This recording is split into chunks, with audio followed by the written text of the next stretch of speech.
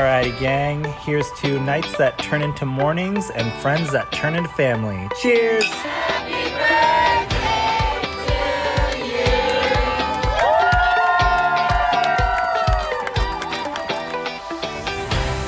Hello. Welcome to the Friendship IRL podcast. I'm your host, Alex Alexander, and each week we explore what's working and what's not in our friendships, community, and connections. Have you ever wished you could sit down and have a conversation about what is really going on in your friendships? Well, you found your people. Join us as we dive into real-life stories and explore new ways to approach these connections. Together, we're reimagining the rules of friendship.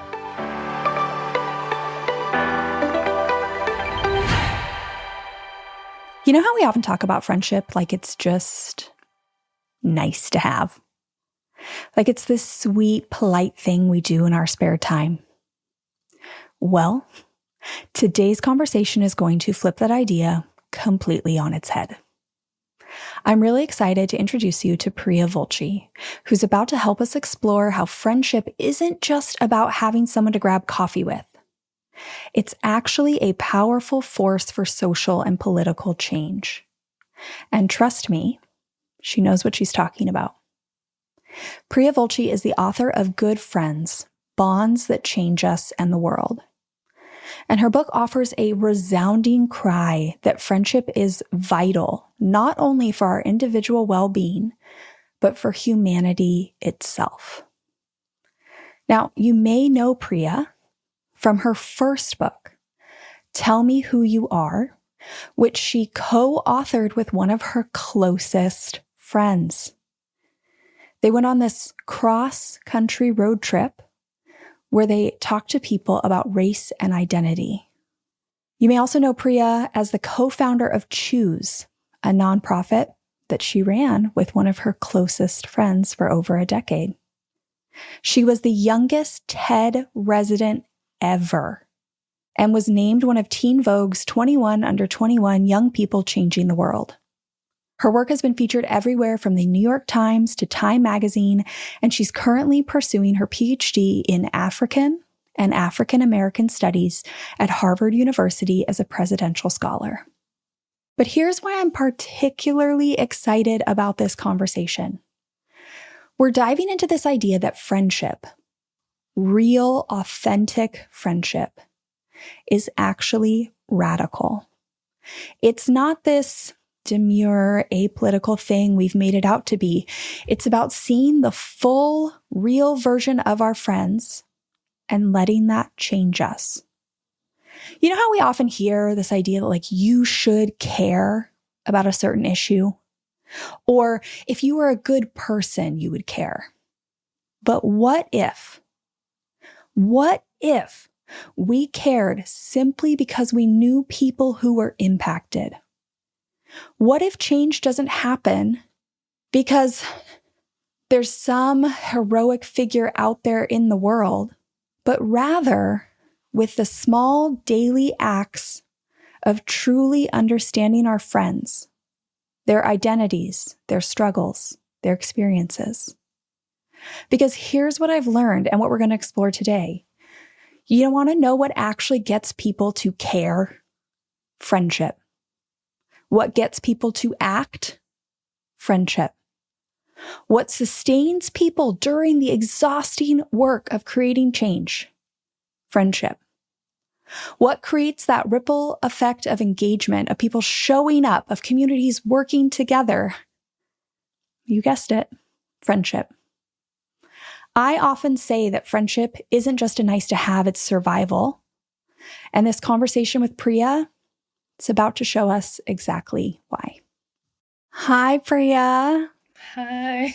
Thank you so much for being here today and for coming to talk about such an important topic, something you and I both love, friendship. I know. What a connection. It is. And I could talk to people about it all day. All day. Mm-hmm. You too? Yeah. Yeah. Do you ever have your friends who are like, okay, like your obsession with like you're in the moment with your friends and you have this aha moment about something that's work related, or you're just sometimes I feel like I'm so aware that my gratitude is so intense. And they're like, okay, listen, I know you love me. Like, thank you. Thank you. Absolutely. I did a book talk the other day, and someone in the audience was like, when making friends, how do I get them to see friendship in the same way I do? And I had terrible advice because I was like, I kind of just go up to my friends or like people I have friend crushes on, and I'm like, I really want to be your friend, but in a serious way. And my friends since have been like, you're really lucky we didn't run. Like,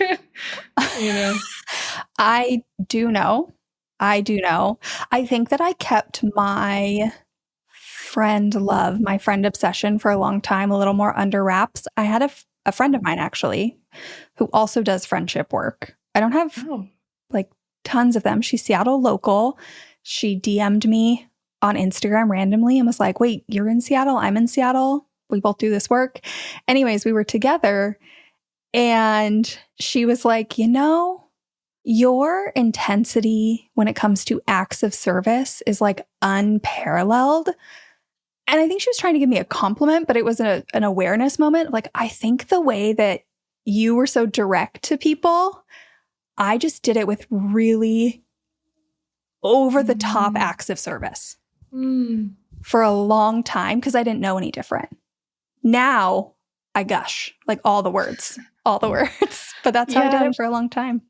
But I hope you didn't lose that first part either, because that's also backing it up with those acts of service, and that action is just as important, I think. Yeah. I mean, I wouldn't change anything about it. I just didn't realize that's what I was doing. It was a moment of like, oh, I see myself a little clearer now. Thank you for that mirror, dear friend. I needed that. Well, as you mentioned, you were at a book talk event. Was it for Good Friends? Your book? Uh-huh. For anybody who's listening, you can't see it, but I am holding Priya's beautiful book, Good Friends, Bonds That Change Us and the World, which I have read right before we hopped on this call. I showed her all the highlights and notes because I think that's one of the wildest things as an author is like somebody else is holding this thing that you worked 1,000,000 hours on. So congrats on your book being out in the world. Thank you. And yes, it did floor me right before we started recording. I was floored to see your highlights and starred little notes in the margins. And yeah, that means a lot.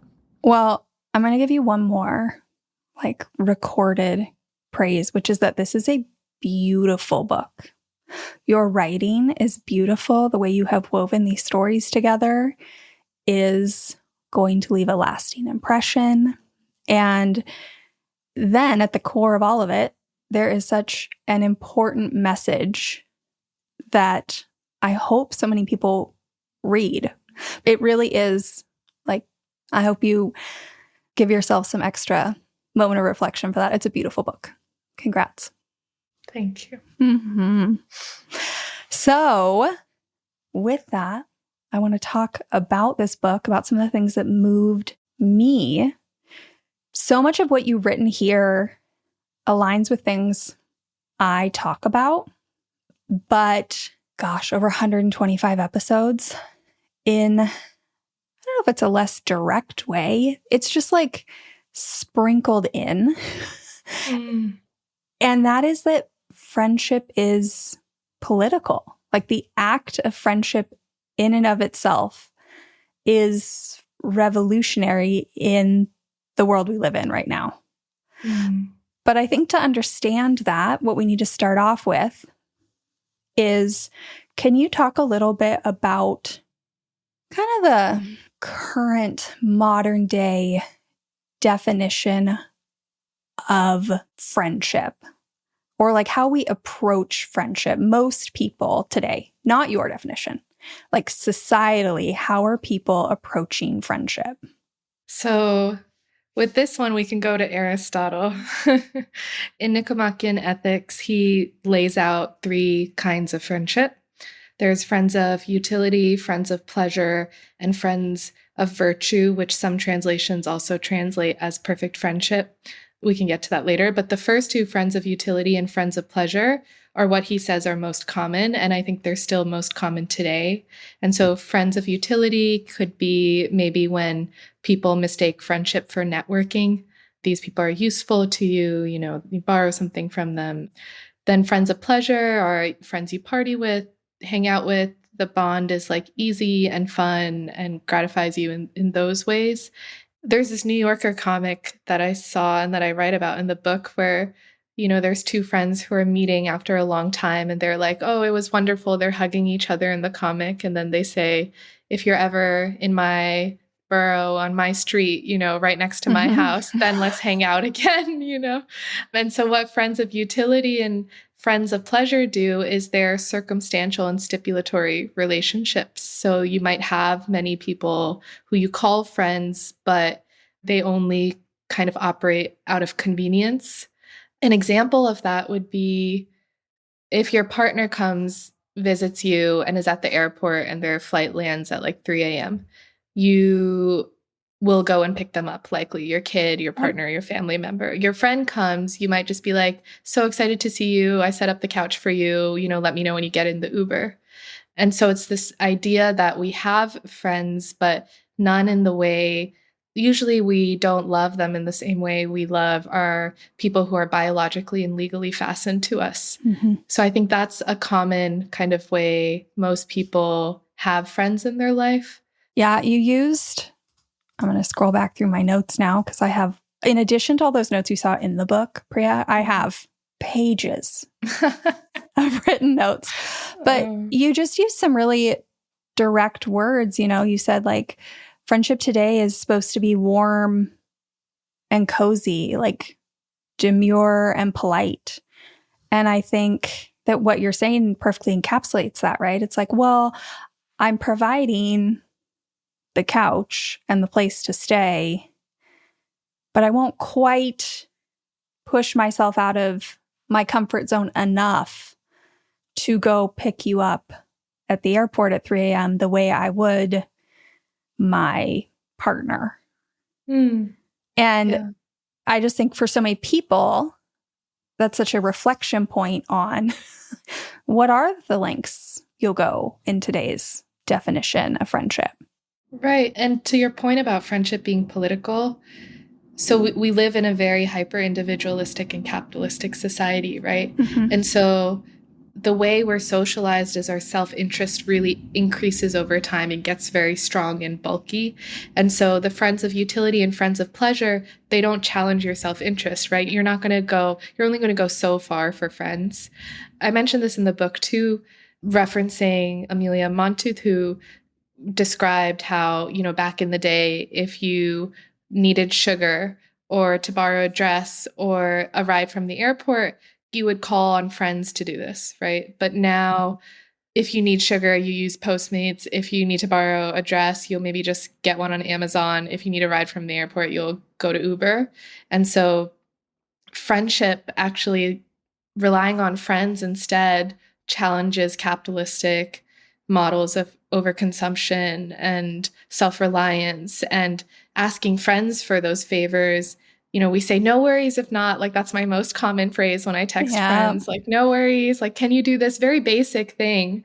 But no worries, Can you just respond to this message? To me, no worries if you no worries can't. if not. No worries if not. But like these experiences with friends, leaning on friends in this way, and in return, like showing up for friends in that way, it's a small favor economy that actually deepens relationships, No, I mean, this is exactly where we are going in this episode, is that, we're taking such a big topic and trying to distill it down into an hour, as we always do. But I think, you read this book that you wrote, and there are multiple places in the book that you talk about how, whether it is in friendship or in politics, it is the small everyday actions that are adding up over time. You have another phrase that I can't remember. I'm using my phrase, but you have another phrase that I underlined like 4 times in the book.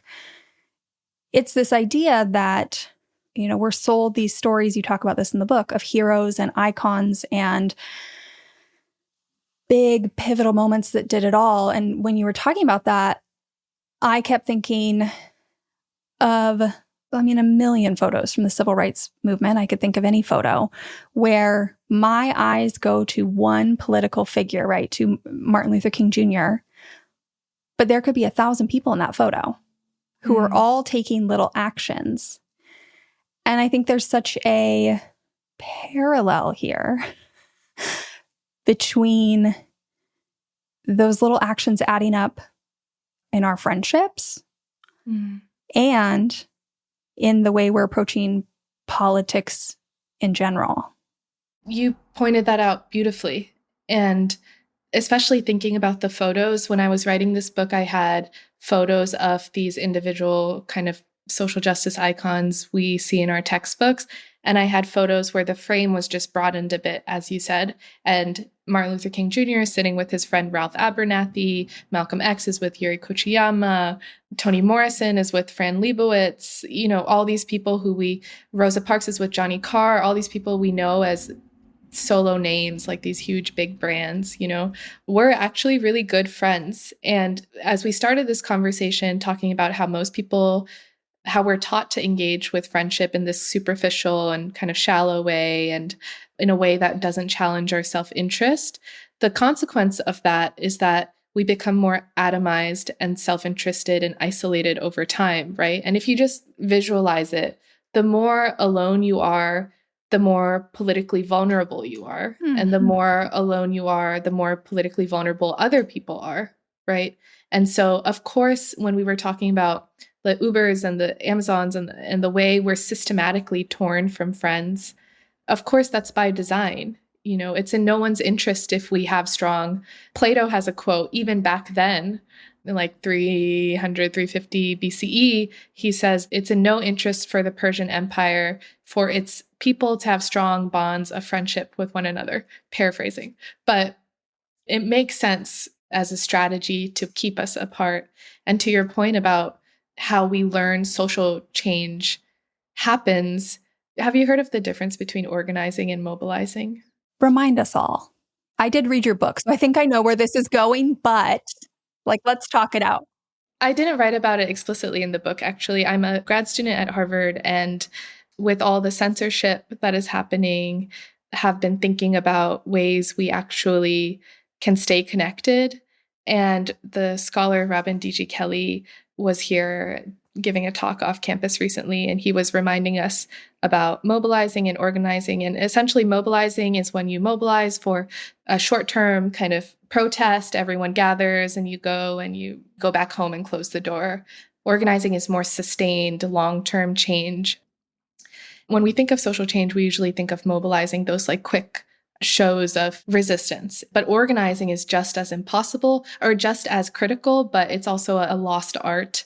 And friendship, like those actually having strong bonds with one another, is what embeds us into relational networks that make something like organizing possible. You know, the continuing to meet, to discuss, to study together, to challenge one another, to form connections, to care enough about other people beyond your self-interest to show up for their political well-being, right? And so organizing is how, you know, the civil rights movement, thinking about SNCC, the Student Nonviolent Coordinating Committee, all these really profound movements for change were actually enabled. There's a quote that you have in the book, and I'm going to paraphrase it because I'm looking at my notes here.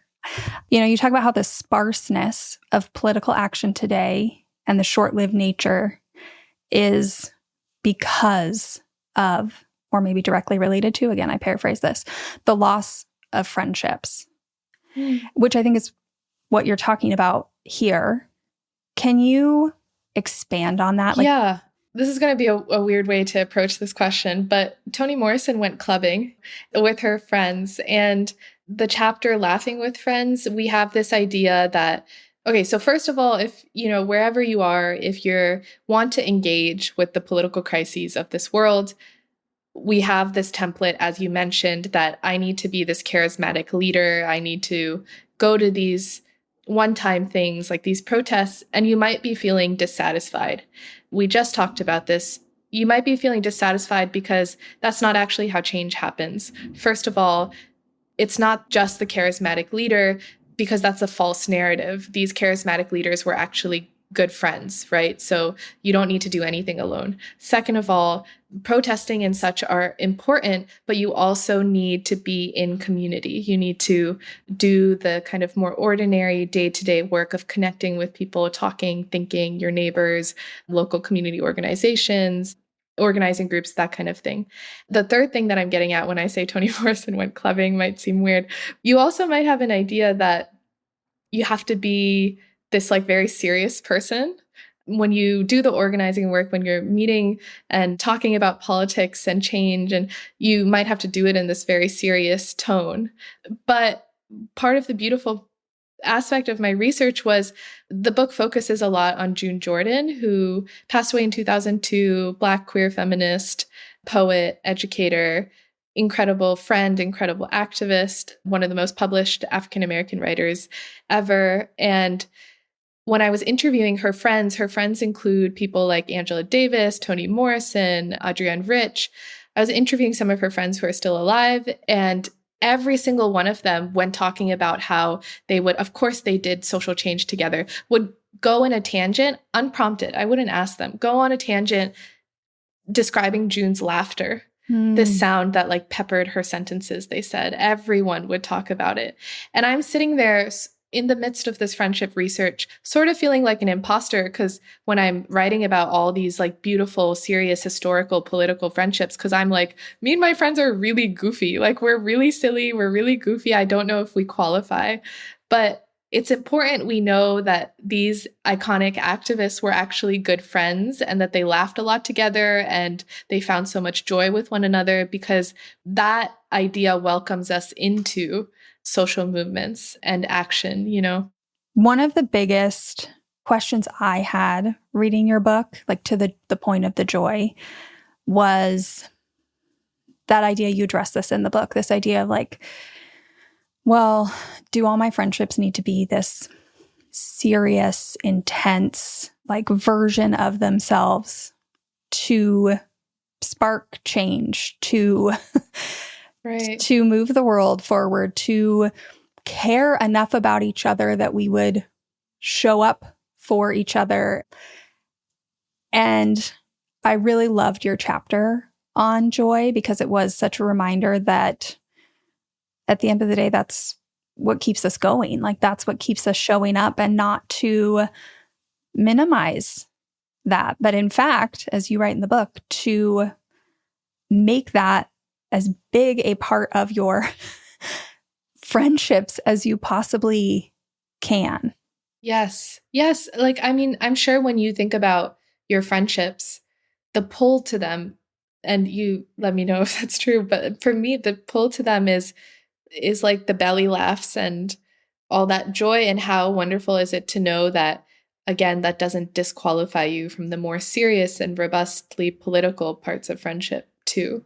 Yeah. I mean, it is a huge draw for me, right? I do this work. We talked about that starting on. We both, like, we're both deep in this, but I do think that sometimes there is this narrative out there, especially as adults, especially for people that identify as women, that the value of friendship is the care. Like we're so desperate for the care and the help and the support that is the value, and that the joy is just like extra. It's just a bonus, you know, if you can find that. Like what you need is someone to help you. And if you also laugh, that's fun. But I don't agree with that. I'm not saying that is correct. I think it's a balance. But I loved your chapter because it's a reminder that if I'm begging for help and my friend is begging for help and we both want to care for each other, show up for each other, right? That's more work. That can feel like this pull. And the thing that keeps us coming back is the joy. Yeah. So like lean into that. I mean, this is what your chapter says. Lean into that, because that is what is going to be, I think you say something like the balm to bring you back together. Yeah, that's a great point, and going back to the friends of utility, right? Like materially, how are these people going to care for you? Like you need someone to have your back, which is part of it. But like you said, exactly, not all of it. And the joy concept also is related to love too, I think. Mm-hmm. Like I have this like kind of corny line that friendship is the greatest love story we've been looking for. But the depth of it, going past that superficiality, I'm sure you feel this way too, being so deep in this study, but like I can think about the greatest kind of experiences of love in my life have happened in friendships, Mm-hmm. you know, when you look back. And Aristotle, he has these three categories of love: agape, eros, and philia. And agape is kind of love for something bigger than you, like community or God, maybe. And philia is love for non-sexual relationships, which he, you know, that's how he qualifies friendships. And then eros is for sexual kind of relationships. But that's a useful framework because today, too, we only authorize and validate love if it's in that eros lane, you know? Mm-hmm. We don't recognize that friendships, if we allow it, you know, if our imaginations are big enough, can be such huge sources of just simply love, joy, laughter in our lives, you know? I mean, yes, kudos, like Yeah. applause, shout it louder. Can we both get a megaphone? Yeah, we're talking about friendship as if it is that separate side thing. I wasn't really planning to necessarily go here in the episode, but let's do it because you and I have a similar take and I would love to just talk about it, which is this idea that currently, in the current model of how we talk about friendship, especially as we become adults, friendship is this outside entity. It's on the sidelines of familial and romantic relationships, that those become the center. Now, I think some people will be like, oh, okay, we'll bring friendship in. So we got like a little party here in the middle. But you and I have the same take, which is that at the core of all of it, every relationship is a friendship. My sister and I had a conversation a few years ago. So something to know about my sister is that she is 8.5 years younger than me. And we've kind of navigated that my whole life. And a few years ago, we've just always been in different milestones, right? Like she was in, because of the age gap. Yeah, right? it was just always hard to relate and to be friends and to have similar experiences or just a level of understanding. It's not even, anyways, we had this conversation a few years ago in which we were talking about our relationship, her and I told her, I was like, listen, we are sisters and that's how we show up for each other. But I actually think we need to work on being friends. How beautiful. We need to figure out what our friendship connectors are, because currently everything that pulls us together is really just because we're family. And I love her, but we actually need to do the work to be, using your term, good friends to each other. How did that change your relationship after? You know, I think it's still something we're working on.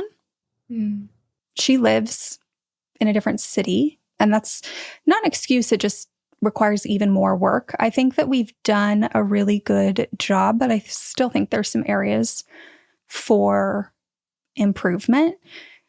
And I think a huge piece of that is just that our natural reason to connect often is still that because we're sisters, and being more intentional about connecting because we're good friends. Like less out of obligation and more out of really wanting to know and care for the current versions of ourselves. I'm talking like really high level here, but I get it. I think more than anything, it has given actually kind of a peace to our relationship, because that's beautiful. It's given this understanding of what we can do to feel closer at this point in our life, and an acknowledgement that like nothing's wrong with us as sisters, but we know what we can both do to deepen that relationship and to be good friends to each other? I had a moment like that with my parents where I was operating exactly as you were saying in this, as I have been my whole life, because I'm their child, in the relationship of parent and child, Yep. And I am 25 now. And when I go home, my parents still, like on my end, I think I still had an expectation for us to be in that dynamic of parent and child. And I felt bad because I wasn't being super kind to them, And when I was thinking through friendship, like you said, if friendship is the aspiration, not just let's bring friends into the model of how we treat those biologically or legally linked to us, but like, let's actually treat friendship as the aspiration, like what all other relationships, no matter what they're called, should aspire to be like. That it transformed my relationship with my parents, just even in my head, because I was like, oh, friendship requires reciprocity, respect. I'm older now. Let me exit that mold that I've been operating in all my life and let me try to bring some friendship into it.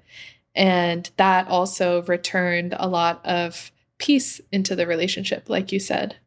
I also think, something I've had to unpack familial relationships extensively.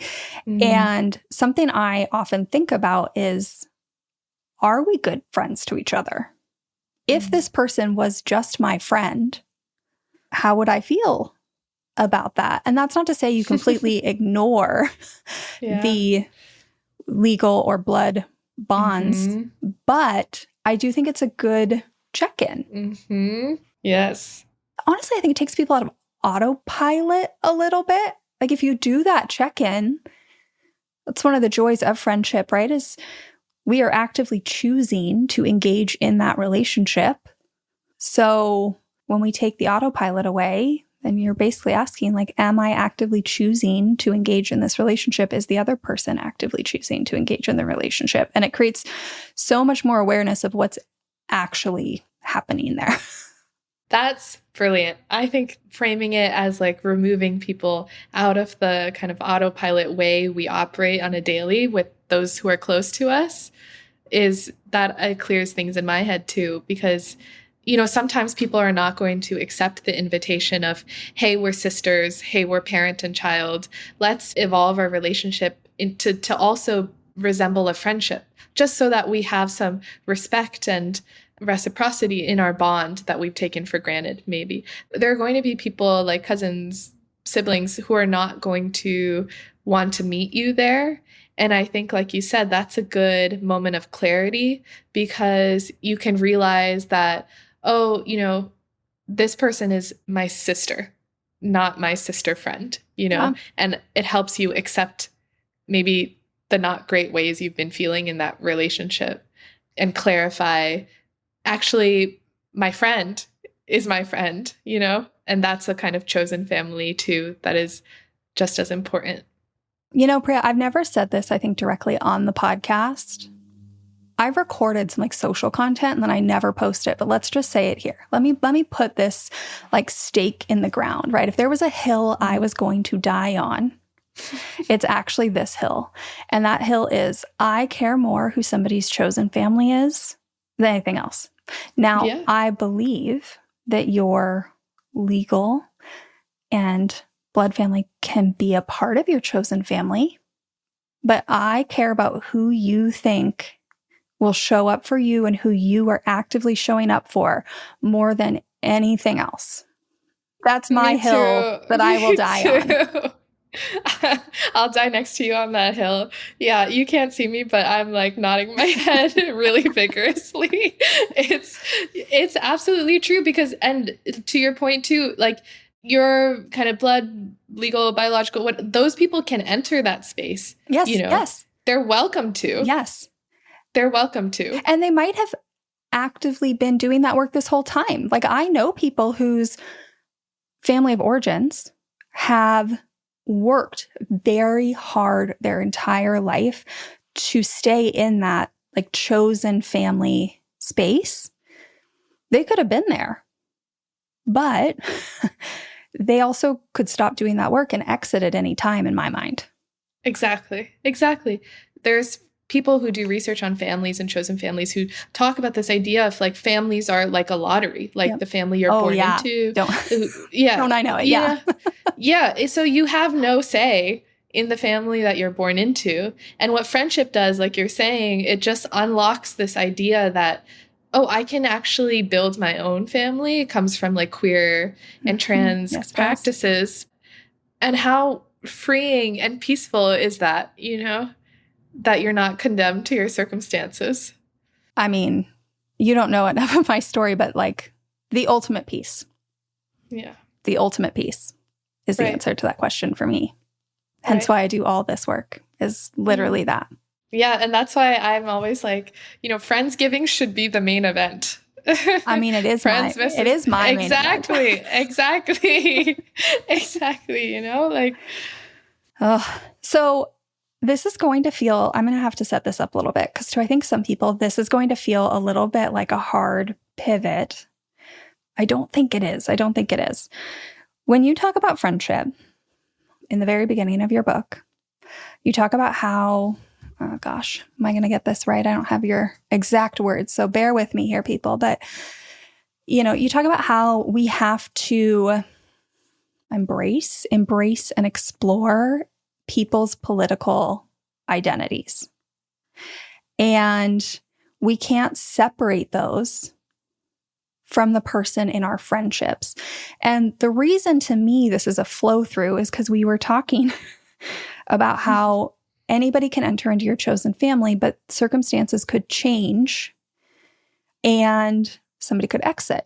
And what came to mind when I said that was, well, somebody, your family of origin, your romantic partner, your friends, whoever, could have spent your entire friendship maybe separating your political identity, or maybe somebody has a new part of themselves, maybe not a new part, but they open up, right? Somebody comes out as queer, for example, and that changes that, right? Some people are going to want to sweep that under the rug, ignore it, separate that. Can you talk a little bit about how important our political identities are in our friendships? Like, what's actually at stake here? I think love is at stake.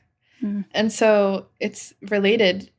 It wasn't a hard pivot. I thought it was seamless. Thank you. Because we were talking about earlier, and just to bear with me, because I'm going to go back to Aristotle a bit, but this is how we've internalized a lot of his models of friendship because he's so prominent in the Western canon. He talks about this word philia again, which is like love for friends. And he has this word called heteros, which is more of a like comradeship, political kind of friendship, which he also acknowledges as like astonishingly important. Heteros, like this idea of like political relations.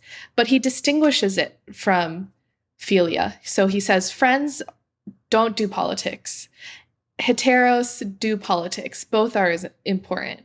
And I'm sitting there like, I don't know what to do with this, because, and I realize, of course, he had this idea because he excluded whole categories of people from the relationship of friendship. He didn't believe women could be friends. Friendship was this kind of elite category. So of course there's no room for politics because there were very few political differences in his friendship to begin with, but for the rest of us, what do we do? So there's this June Jordan anecdote that I share in the book that I think captures how friendship, our political identities are implicated in the relationship of friendship. June is really good friends with this woman named Frances Fox Piven, who's a sociologist. They meet for lunch one day, and June kind of writes like their friendship has been getting along fine so long as she collaborates in her self-silencing.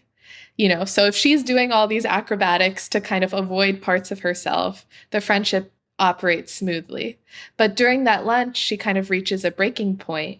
She feels that she can't fully express her bisexuality and that Frances doesn't really accept that part of her, understand that part of her, and that they have a fight and they don't talk for several years.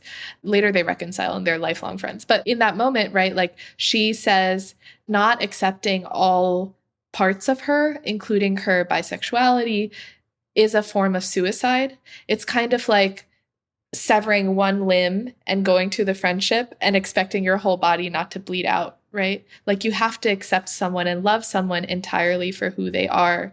And so when Aristotle says philia is different from heteros, like friends are not political bonds, that doesn't make sense to me, because you see in that June Jordan example, right? Like you have to converge the two to fully love a person. So that's where it comes together for me. And then let's take this further, because in many, not all, we find some friendships, but many friendships today, not your definition. I don't want to use your words. Many people see peak friendship. I don't want to say good friendship, because I want to keep that for your work and your definition. But many people see the friendship they're seeking, maybe that's the way to put it, today as being apolitical. Yeah. As like, going back to the beginning, that quiet and demure and tiptoe around it and don't get into those conversations. Can we talk about how that is then impacting this idea of your political identity and fully being yourself? Well, a lot of people can't afford to hide, just like June, right? You can't, like the consequence is almost death. Like you can't afford to silence parts of yourself. Some people can, but a lot of us, a lot of queer people of color, like you just can't be in a friendship that operates on that kind of neglect. If you break it down to what you were saying, like people expect care from friendships. Like you show up for a friend. I was just speaking to someone the other day who, similar to June, is a cancer survivor and not in a kind of nuclear household structure. So doesn't have like a typical like spouse is going to take you to whatever medical needs. But she told me, her name is Reshma, she told me she was never alone. Like someone was there for her doctor appointments, at home when she was low, food, like that kind of thing. And June Jordan writes similarly, right, about how her friends really took care of her like physical needs in that aspect. And most people understand that, but what you have to also understand is, and I write about this, like in the same way diseases and illnesses make people sick, injustice does too, right? And so if you're picking and choosing the ways you're going to show up for a friend, it just doesn't work like that. And to your point of like peak friendships, are like these kind of silent friendships. I don't know if that's the best term. I was just trying to come up with, I don't want to say, right. I do think people would say like a good friendship, right? Is that easy, apolitical. You're able to put it aside. And I don't want to use good friendship because the way you use good friendship is the way we should be using it. So I just picked the word peak, but like, that. Yeah. Right. And if we really are practicing, again, friendship, not in the superficial, like virtue of pleasure way, but like in a way that really does challenge our self-interest. Like, so June has this, again, June Jordan, like she's walking in North Berkeley and this random person runs up to her, and he's like, help, there's this anti-Semitic pamphlet, like someone dropped it on my front lawn. My wife is Jewish. Like, I'm scared. Have you seen anyone? Immediately, June Jordan is like, I haven't seen anyone, but here's my phone number. Here's the phone number of people who can help, like stay in touch, keep me posted. Like and I was so moved when I read that, because I don't know, if someone ran up to me, I might be like, who are you? Like, oh, I'm sorry, but I might keep walking, right, with my dog. Mm-hmm. But June really, like, that's a profound display of friendship to me. She doesn't know this person, but she's showing this friendliness, this friendship, and that's love. Like, that's good friendship. And so I understand it as always being inherently political. You don't shy away from it. To love someone, you have to like dig deep into it. When I read this section of the book, I had 2 stories of my own pop up. To know. And one is people showing me care, and the other one is me showing someone care. And it's actually the same friend. But I was thinking of our political identities, and these are both stories of privileges. Well, I guess in my case, more, I guess, like the lack of an invisible privilege. I lack family privilege, which in the way that society is currently structured actually shockingly like rams up against you all the time. And I have this friend, Caitlin. She grew up in an amazing family, like one of those families I was talking about that like constantly is working to be chosen family, something that growing up, I just was always like, wow, that actually exists. That's crazy, right? She has really no understanding of my experience of lacking that family privilege. But when I tell you that she is one of the first people to bring it up, to advocate for it, to stand up for me, to do some small form of action about it. And right, that is an act of care. That is an act of love. That is like an act of seeing me very deeply. And even though she has no real understanding, like I've asked her before, why are you so maybe passionate about this? Like she's told me like she's gotten into debates with family about it. Like it's really reshaped how she goes about things. And she just told me, you know, I believe you. I believe you. And I tell that story because it's just like, what a simple, radical act of love and care and friendship that is challenging the systems we live in is what came to mind when I read your book. That brings me to tears because it's so profound, you know, if you think about it, that she said that to you. And anytime a friend loves you in that way, it blows me away because they don't have to. Like societally, structurally, they could ghost, they could leave with very few consequences. You know what I mean? But when friends choose to go out of their way, also thinking, as we were talking earlier, friendship is inconvenient because it's designed to be so, you know? So when they go through the inconvenience of being a good friend, talk about love, you know? Yeah. That example that I just gave you happened. I mean, it happens all the time because she does it in small ways, right? It's just woven in. It's those seemingly inconsequential actions that we talked about earlier. But the first time she told me about kind of one of these big conversations she had with a loved one, I just remember being like overcome with emotion because to me, it was so meaningful. But to her, it was just a conversation she had for 30 minutes in the kitchen.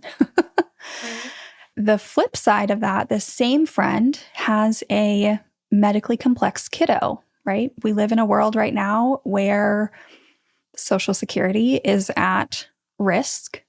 And although many people think of Social Security as something you get when you're over 65, I think it's 65, her kiddo, most of his treatments and medicine and doctors are paid for by Social Security, right? Special education. I mean, just I could go on with 20 other examples. And I love this little kiddo with all my heart. And that is something I think about daily in the ways that I am talking to people and talking to candidates and voting and having conversations and what I am paying attention to. And that is also an example of the little things being political and that deep care I have for my friend. You know, you write in the book, again, like, do I have the exact quote written down? I don't know. I'm going to paraphrase it again, right? Like society doesn't support deep friendship because it's dangerous to society. I guess what I'm trying to get across in this episode to everybody is that, yes, it can be big things. But as I think you're trying to say in the book, it also can just be the way we are moving through the world in small ways with care for another person. Right. First of all, how your friendships are beautiful, you know? And thank you. They're truly the thing I value most in this world. Yeah. And the way that having a friend and thinking about this friend's kid is changing the way you're politics are expressing themselves. Like you're now more attentive to what this kid needs and how the decisions you're making are going to circle back and impact this kid's life. This idea of cumulative change. So we were talking about like the social justice icons and the civil rights here, like that we grow up idolizing. But this idea of cumulative change that June Jordan says, paraphrasing her quote, that it's not like a battlefield or like this big legislative win that is going to speak to political victory. Political victory actually starts with each interpersonal episode, you know? That's how we build up to these more dramatic and obvious political victories, because it starts with, if you love a friend in that way and allow yourself to be loved in that way, friends can really change your minds and your heart, you know, with like tremendous political repercussions. There are so many parts of this book that I wanted to bring up in my conversation with Priya, but we didn't have time for a 3-hour conversation. So I had to leave some things out. But there's a part of Priya's book that talks about the concept of allyship, right? The process where somebody like me, who is not part of a marginalized group, actively supports and advocates for the rights and well-being of that group. And the story you just heard about my friend Caitlin and her son, I think illustrates what Priya is talking about in the book. You see, I have always believed that people with special needs deserve proper care and access. That has always felt like a given. Now, did I have exact stories to tell you? No, but that just aligns with my values. Now, I have stories to tell you. I can tell you about my friend's experience in the NICU. I can tell you about their experience with caring at home. I can tell you about all the medical procedures they've had to learn. I can tell you about how private insurance isn't enough, how important Social Security is for kids and adults under the age of 65. I'm tracking legislation. I'm paying attention to political candidates and their positions on this issue. And in maybe the smallest, simplest example, when somebody is talking about Social Security, even if it's just a simple statement of like, oh, I can't wait until I'm 65, or like, I will educate anybody and everybody on the fact that there are people under the age of 65 who are very, very dependent on Social Security for their health and well-being. Because now I know more because of my friends. And when people ask, like, how maybe am I helping my friends? How have I showed up for them? This one's hard to explain, guys, but this is it. Like, part of doing this is the voting, the writing the representatives, the speaking up in a society that tells us to stay quiet and apolitical. Because that's what real friendship does. As I hope you can see in my example, it transforms that abstract, I should care, I am an ally, into something completely different. Because now I care deeply, personally, and actively every single day. The examples I'm giving, I want to point this out, the examples I'm giving are both with a friend I have had, for 18 years. At some point, we're going to have to wrap up this episode because we could record, I think, an entire seminar. I do have a couple more things I want to cover, so I'm just going to highlight over this. But you have an entire chapter in your book where you talk about likeness and wanting to, that pull to seek out friends who are similar to you. And the reason I'm bringing that up, right, is this friendship, when we met, for the most part on the surface, we looked very similar. Like, we met in college where we came from similar economic backgrounds. Obviously, our family privilege was different. There was a lot of overlap, a lot. over the 18 years, I have opened up. Like, she didn't know about my family stuff back then, right? She has had her son recently. That has changed certain areas of our likeness. Right. But you talk about in the book this idea of being just really mindful of that. And when you're seeking out new friends, being mindful of seeking out differences. This is something I talk about a lot. And honestly, it's a huge piece of just like my beliefs overall, which is that so many people are out there talking about how to make friends, right? Like, everybody wants me to talk about how to make friends with women in your 30s because I'm a woman in my 30s.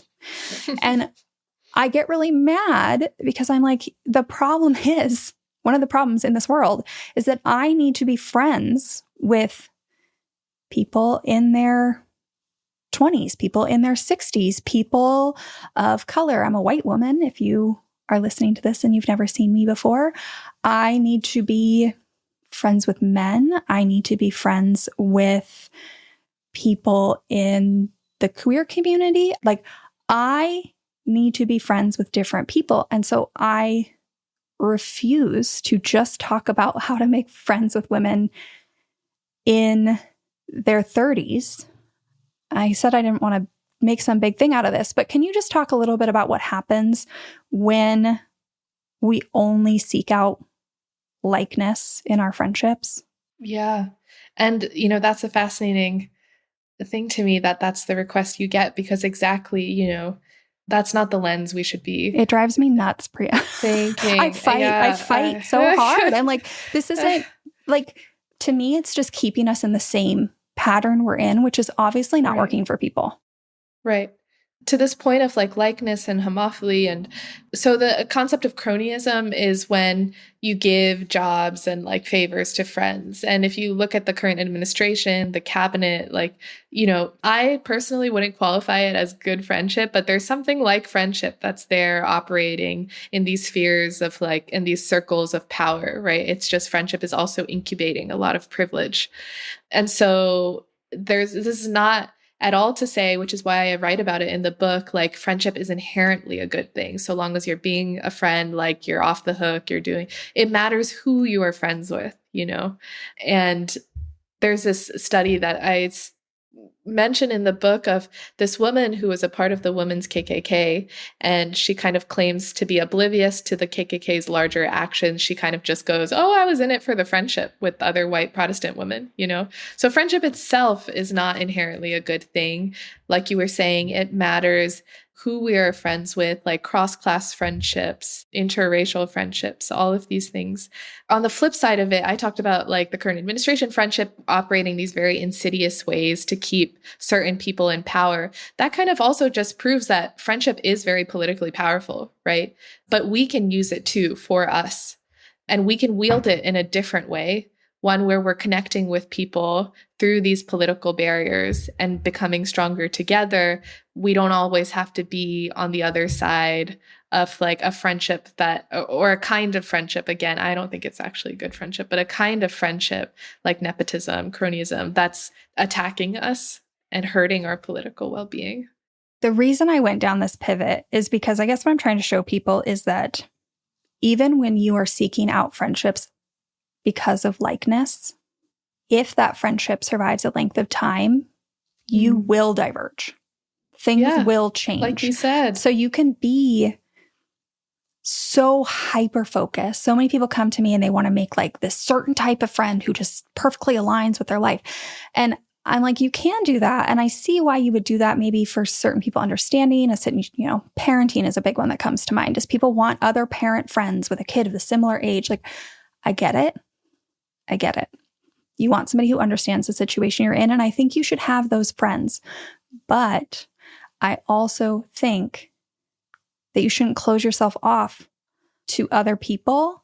And in fact, for people out here who want to see change in the world we live in, you should be mindful of seeking out different friendships at least part of the time. Like, that is a small way to cause political change, to weaken the system, to develop political resistance, all the above. Yes. And a few add-ons to that, like you said, exactly with your 18-year-old friendship. Yeah, it sounds about right. Yeah. Yeah. So if you actually, and again, we were talking earlier about there's this idea that like, oh, friends actually don't talk about politics. But if you do love a person fully and completely, including like their identities, all of their identities, you do see that likeness is kind of like a fake concept. You know, if you go deeper into the relationship, you'll see how like it doesn't last. Like it's not a sustainable way of connecting with someone. I want to qualify this by saying that for many people, like likeness is also a means of survival, right? Like I'm going to connect with other women of color in the academy. I'm pursuing a PhD and to like look out for one another. And while that's true, June Jordan has this quote of like, it's not who you are, but what you do that will determine the connection. So I think while it can be a reason why you click at first, it can't be the reason why you like last in the friendship. And so being mindful of that, I learned through June, is also very important. I think that brings me to something I have been dancing around this whole episode, and I think a beautiful way to kind of close it up, which is, you know, I read your book. The reason I haven't wanted to use the term good friends is because I think the way you frame it is just such a mindset reframe for people of like how to approach this in their life. And what I took away is that good friendship is a practice. Can you talk a little bit about how you would, I guess, define good friendship for people? Yes. So I talk about it being a practice, not a destination. And so Aristotle, that third category, friendships of virtue, a lot of translations translate it as perfect friendships. It's this idea that you arrive in your friendship kind of without a speck of dust, unquestionably good. But I'm not a perfect friend, you know, like we mess up all the time. We hurt friends. Friendship is improvisational. There's no template. We don't learn how to be a good friend. You know, it's so neglected. You know this, right? Yep. Like that's part of the effort of your podcast to give us a vocabulary, to give us, build that template, flesh it out, right? So of course we're going to mess up, and friendship does require, again, that like continuous mutual forgiveness in that way. And I think to normalize that, because we normalize that love takes work with family and other people, but when friendships get hard, we want the relationship to be fun and easy. And so we like run away, we like end, you know, oh, this isn't, friendship shouldn't be hard. What the fuck is this? Like, I'm going to back out, right? But actually, if you stay with the difficulty, your bond, it shows a respect for that person, and your bond can kind of transcend into this place of good friendship. The concept of like good friendship requires some bad friendship too, you know? I wanted to make it, just make that louder, so we don't feel any shame and don't feel, again, like we're locked out of a potential for this bond. Yeah. You know, I read your book. Obviously, I talk about this stuff all the time. And like I said, you have some beautiful writing in there. The way you phrase things, the way you lay things out for people. What really hit me was this idea that good friendship is a journey, not a destination. And I guess what I took away from it is that good friendship is the way I move through the world. Whether, like, it's not one friend is a good friendship. It is that, like, I am trying to show up in a way that is focused on care and joy and doing the work to see somebody as a full person, and rinse and repeat over and over and over again. That, like, even when I have a moment where maybe I feel like I've reached some peak good friendship moment, that journey is never over, right? World circumstances change, new friendships appear. Like I said, I had a lot of thoughts about your book, Priya. Can you tell? Makes me so happy. Well, I just want to thank you for coming on here, for, I mean, gosh, all your time writing Good Friends. I think that this is such a foundational read for anybody who is trying to, like you said, you know, we don't learn about friendship. Nobody really teaches this. So there's a bunch of us out here who are trying to teach ourselves. And if that's you, then you should go read Good Friendship, because I think it's just a really foundational text. I can't wait to see where it goes. Thank you so much. And I'm happy to be in this kind of arena of friendship study with you. I write about, like, I think understanding friendship is kind of just understanding what it means to be human. So I think it's big work that you're doing, and I'm grateful for it as well. Thank you. You too. Before we wrap up, I want to encourage you to get your hands on Good Friendship. You can find the link in the show notes below. But I realized today that I should give you a second option, one that actually authors love just as much.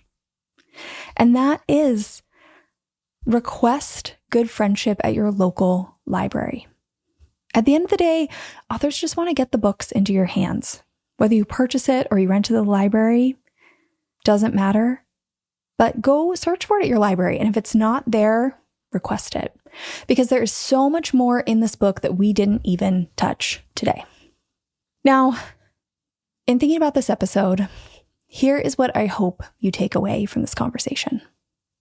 It is time to let go of this idea that friendship needs to be nice and easy and always comfortable and apolitical, where everyone needs to just get along or think exactly the same or feel like it's just easy breezy. That's not real friendship. Like, I think you could actually say that's small talk with a fancy name. Real friendship, it's about seeing and understanding what your friends are actually experiencing as they move through the world. And yes, that act itself is political, but here's the beautiful part. This kind of friendship naturally leads to other political acts. And I'm not talking about leading movements or being some iconic figure of change that'll be in the history books.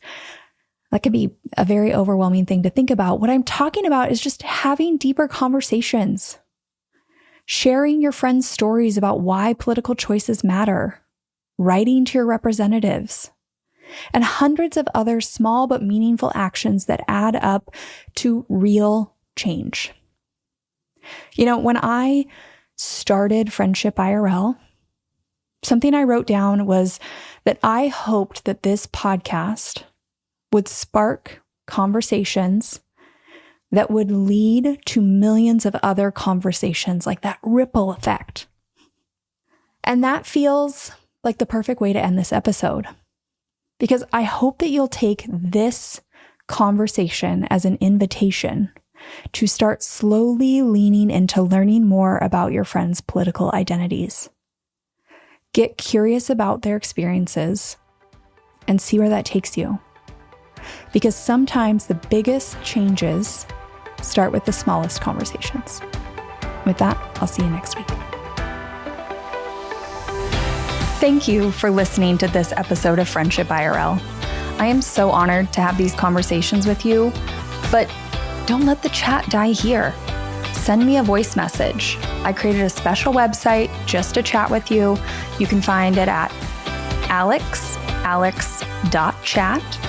You can also find me on Instagram. My handle at it's Alex Alexander, or go ahead and leave a review wherever you prefer to listen to podcasts.